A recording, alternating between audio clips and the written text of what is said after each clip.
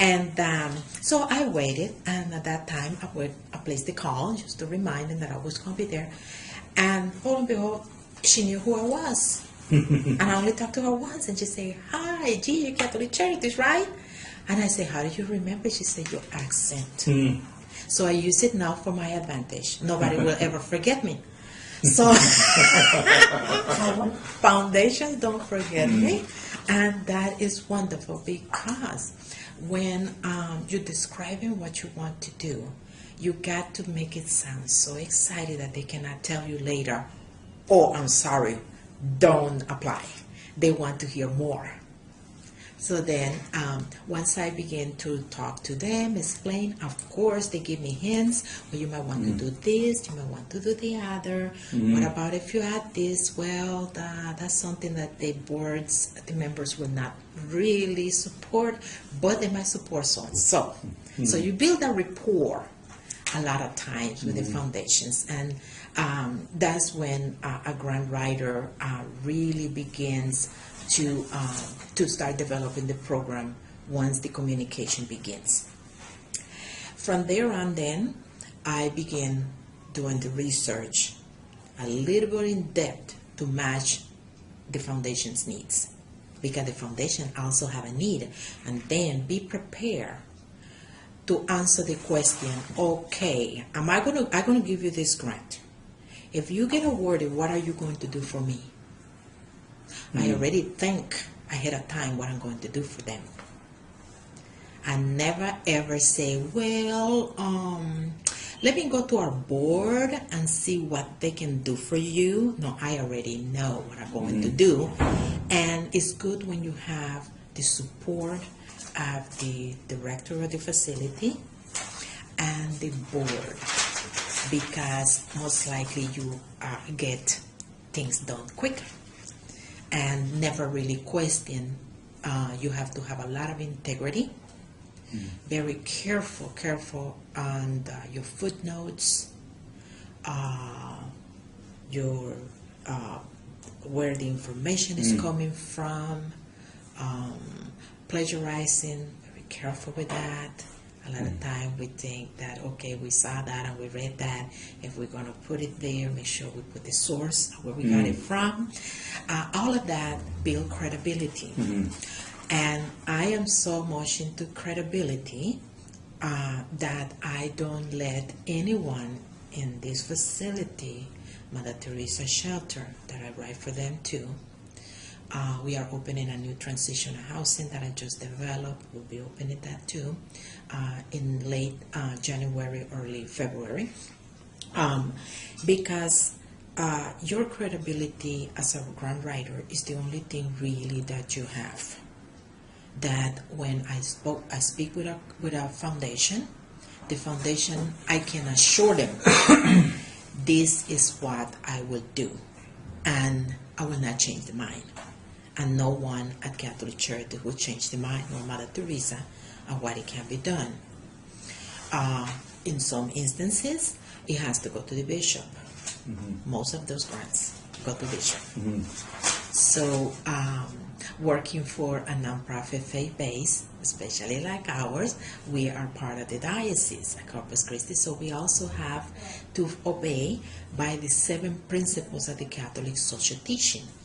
And if we know those 7 principles, we see how all of our grants go through those 7 principles to make sure that we are in tune with every single aspect of our Catholic faith, but at the same time, we make it very ecumenical. Once I do that, then I begin giving them a brief history. The brief, it actually is a very brief history, and you need to practice into summarizing a history, because this is an agency that is 46 years old, has a lot of history. I am not going to bore them with all 3-4 pages. The history is done in a half a page or in 2 paragraphs. That's what technical writing does. Then I began to tell them about our population, who we serve, They know the history. We're not going to tell them yet who we are, but we're going to tell them who we serve. I'm giving you a lot of my insights. Successful grant writing, eh? Oh, okay. But if it's for education, I'm all for that. Then when I do this, I begin to do the population content. I want to do demographic, the poverty levels, the different poverty guidelines. What is the poverty guideline? And then I do a comparison, because you need to compare the nation by the state of Texas by us. Once all of that, the same thing about the population. Some grants are very intricate. They carry charts and pies and the budgets and explaining a budget and all of that. So you have to be prepared to be able to understand and do all of that and do it correctly. So then after that, I always like to add in then the description. After I do that, after I do the population, because I want them to know, okay, all of these people is who we serve. And then we're going to put there how many people we serve per year. Catholic Charities average about 81,000 a year. So then, after I do the description of the program from the very beginning, how it's going to, and everything has no bullets. That's one thing that a grant writer should never use bullets. I don't know why. I see some grants with bullets. I don't use bullets.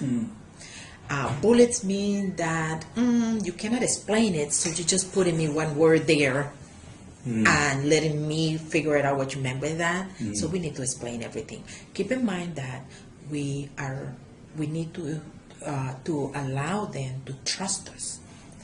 And we are the guardians of whatever monies and a good stewardship of the money that we receive from the kindness of others. They don't have no obligation to fund us.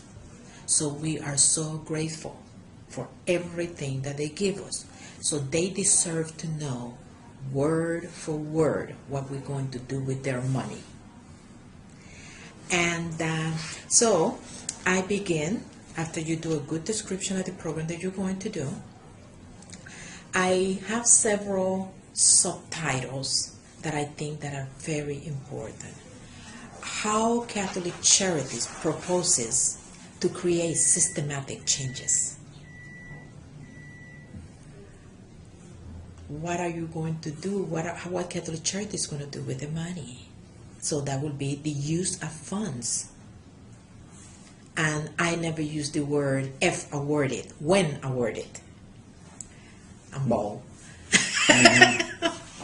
In 10 years, I have had 3 rejections, and those hurt. And I'll tell you what I do with those later. But anyway, then after you do all of that, the description of what you're going to put the qualifications of the staff. They want to know. And how are you going to monitor the outcomes of the inputs of this program? You always may want to do a disclaimer and say, paraphrasing probably, saying, as the program continue to be developed and implemented, we know that several changes may occur. That way, when you send your report, you have variables, and you can address those variables later on and let them know, well, we said that we was going to do this way, but this happened. But we went ahead and took care of all that, and now we was able to reach our outcomes.